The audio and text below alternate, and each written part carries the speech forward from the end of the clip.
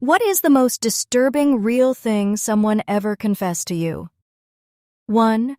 My ex was an abusive alcoholic and he would drive drunk all the time despite my begging him not to. Not only drive drunk, but get drunk while driving. He would frequently show up late in the evening, run his car haphazardly up into the yard, and fall out the door, or pass out in the driveway. I would come out and collect him and put him to bed, but I got so sick and tired of his shit that one night he didn't come home till like 2 a.m., and I went outside and his truck was still running and he had opened his door and half rolled out with his seatbelt still around him and was passed the fuck out, just dangling out the door by his waist. I just looked at him and said, "Fuck it, I don't care anymore," and went back inside.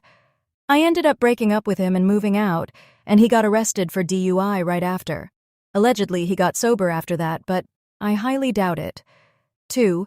Someone I would consider a pretty close friend, we were co-workers in the medical field during COVID, spent a great deal of time together more than with our friends and own family, disclosed to me a secret she had never told anyone. Her husband had been heavily drinking often, and she was getting sick of it. He wouldn't stop, and she decided he needed a consequence. One night while he was drunk, she fed him more alcohol to the point of making him black out. She knocked him out until he was bleeding and unconscious, then rolled him outside where she left him there all night. At one point in the early morning, she was genuinely scared he was going to die, so she pretended to discover him and called 911. He was in a coma for 2 days, had a concussion and a broken hand. He ended up recovering and never touched alcohol again, thinking this was all a result of drinking too much and passing out.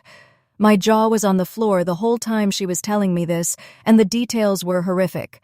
3. I dated a girl when I was 23 who told me she was sexually assaulted.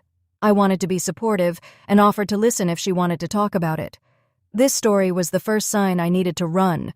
So she was dating a guy when she was 18 and had self-esteem issues. She loved sending him nudes because she wasn't comfortable with herself, but he always fawned over her pics. One day, she invited him over while her parents weren't home, and he asked if she wanted to clap cheeks. She said yes.